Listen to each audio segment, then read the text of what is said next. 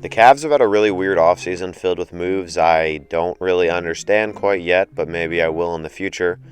So yeah, they're the next team I'm going to be talking about in the videos about different NBA teams on what they did in the offseason, expectations for the next season, and stuff like that.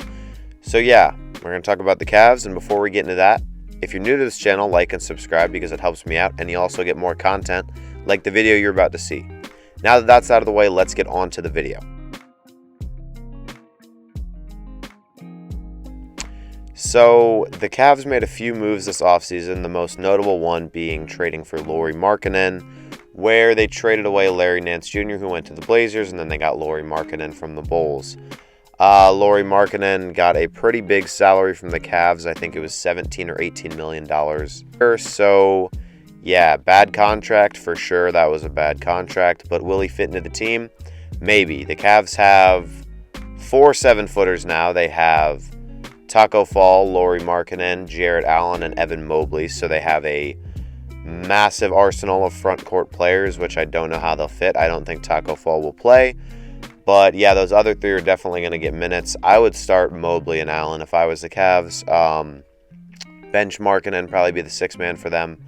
And yeah, the Markkanen deal I talked more in depth about in a previous video called I Can't Wrap My Head Around the Lauri Markkanen Trade, or something like that. So if you want to see my thoughts more on that, and why he doesn't really fit with the Cavs too well, you can go to that. I might talk about him later in the video, but yeah. So they traded for Lauri Markkanen. They drafted Evan Mobley out of USC with the 3rd pick in the draft, and I really like the Mobley acquisition. He was the best player on the board. He fits better than Jalen Suggs, who was picked 4th. No, Jalen Suggs was picked 5th. Scotty Barnes was picked 4th, I believe. So yeah, he fits pretty well. He's a pretty versatile big who's fairly fast and good in transition. He's really good defensively, which the Cavs sort of needed. Jarrett Allen is a good defender, but I'd say Evan Mobley is better, but could get bullied initially just because he's smaller compared to the NBA than when he was in college. So it'll take some getting used to, but that's the whole thing with rookies, and the Cavs are a rebuilding organization. So I think that's going to be fine. He's definitely a better defender than Lauri Markkanen, because Lauri Markkanen can't really guard a perimeter player or an inside player. So yeah, Evan Mobley definitely better defensively, and pairing next to Jarrett Allen, that's pretty good defensive front court that can stretch the floor. Mobley more than Allen. Mobley shoots from 3 a little more than Allen. Definitely higher volume and definitely higher efficiency than Jarrett Allen. So yeah, you've got some options at the front court, which I think are pretty interesting. I like both fits. They're both pretty young. Mobley's 19 or 20. Allen's 23. You've got a young front court. You've got a young team overall. Another thing you did is you didn't sign Ricky Rubio. You traded for Ricky Rubio. He gets like $18 million a year, which is a lot. But yeah, you traded for Ricky Rubio. You traded Taurean Prince, who was kind of injured last year, but I liked him when he was playing. But Rubio is a good backup point guard to mentor Darius Garland and Colin Sexton. Garland more than Sexton because Garland's more of a point guard. But honestly, they're both guards. You can play them both a point guard. But Sexton's been more effective at the shooting guard when they finally switched him there either a year or 2 ago. So yeah, you've got Ricky Rubio, who is pretty good in the pick and roll, which the Cavs like to run a decent amount of. And is he getting overpaid by every team that's had him on this $18 million deal? 100% he is getting overpaid. But I guess that's fine. The Cavs are paying a lot of money to a lot of players, which I'll get into later. But yeah, Ricky Rubio, that's a decent acquisition. Just a veteran guy that can give you like 10, 12 a game. Pretty good facilitator, stuff like that. So yeah, he'll be a good mentor. The main thing that's actually just came up recently, probably like a week or 2 ago it started. The Cavs are trying really hard to get Ben Simmons, which I'm completely against as a Cavs fan because I just don't think he fits the direction of this team at all. And I don't know how he would really fit next to Darius Garland. I don't think you can play him at point. People have been saying he needs to play power forward for years. And Darius Garland is definitely more of a point guard than Ben Simmons because Garland is actually one of the better shooters on the team and one of the most consistent on the team too when Simmons isn't really that consistent. But I don't know where you'd slot Simmons in. Positions don't really matter as much as they used to. So you could slot Ben in at shooting guard if Sexton was gone, which I'll get into. So what would a Ben Simmons deal look like?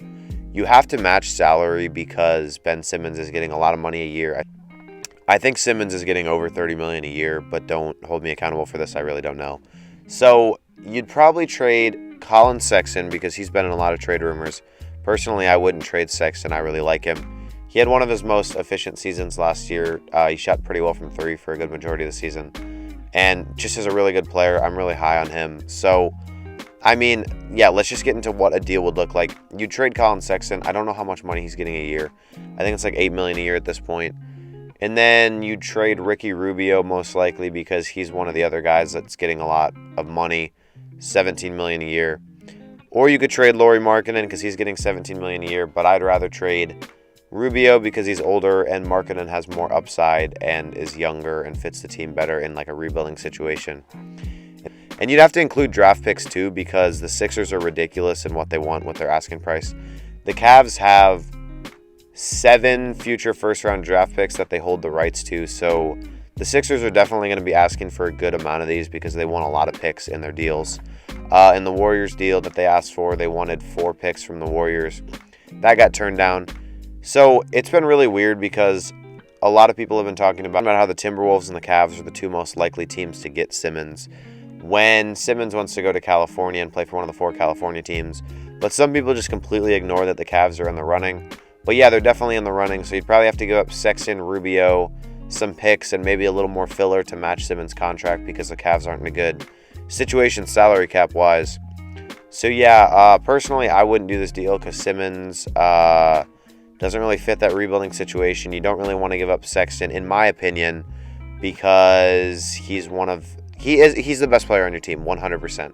Does Garland have more upside? Probably, but based off of last year, although Garland did get more comfortable playing and everything and kind of came into his own a little bit, Sexton definitely played better, and he had a lot of really good performances, and he's the best scorer on your team, getting better defensively too.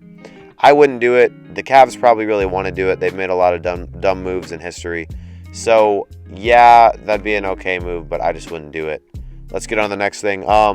Another thing, over the Summer League, this is just something I'm going to mention really quickly. Lamar Stevens, who didn't get a ton of minutes last year, but when he was in, was decently effective. He looked really good in Summer League. He averaged like 14 or 15. He looked like the most polished player in Summer League. He looked like one of those guys that shouldn't even be there. They played him really weird rotationally, but like when he was in, he was really good defensively.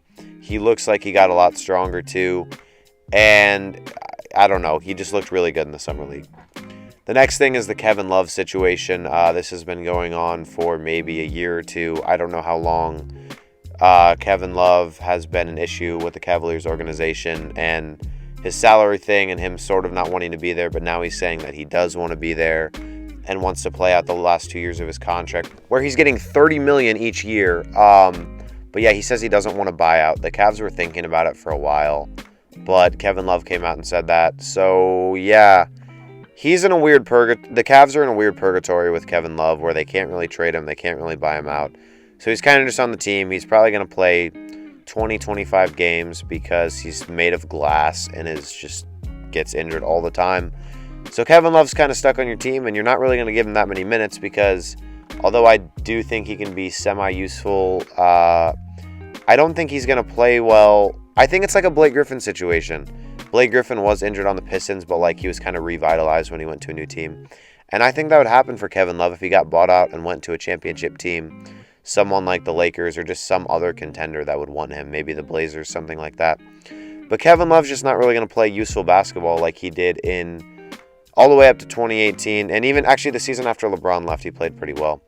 But yeah, Kevin Love's just in a weird spot. I don't know what you do with him. You kind of just give him his money, play that out, and that makes it so you can't really sign any other guys because he's taking up so much money. So it's a weird situation that I'm kind of pissed at. So yeah, you got that. You've got the Colin Sexton situation, which I've touched on in other videos, but like they were going to trade him, then they weren't, and they were going to talk about contract negotiations. Then the Ben Simmons thing came up, and you might include him in a deal. So I really am high on Sexton. I hope they don't trade him, but it's still likely that it could happen. But the trade talks have kind of died down a little bit. So yeah, I think this Cavs team is set up really well for the future. Everyone's due for a pretty big step this year. Garland, I think, is going to step up. Allen's going to have a really productive season. Mobley, I think, will be semi-underwhelming in his first year, but I think in his second year he's going to fit into his own. Lauri Markkanen, I think, will play better than he did on the Bulls last year. And the Cavs are in a good spot with a whole lot of young guys that are going to continue to develop. And I would say the ceiling for this Cavs team, I'd say the ceiling is the play-in tournament, probably the 10 or 9 seed. And I'd say the floor is probably the 12 or 13 seed. With the landscape of the East, I can't really see them being worse than the Magic, the Pistons, or the Raptors, or the Pacers. But I don't know. It all depends on if TJ Warren comes back for the Pacers. I think the Cavs are going to do pretty well this year. They're not really a playoff team, but I think they're a play-in team. I think they might make the play-in tournament. I'm pretty high on this team. I'm a Cavs fan myself. So yeah, everyone's due for a big leap. It's going to be a fun year for the Cavs. Let me know what you think in the comments. I'm out.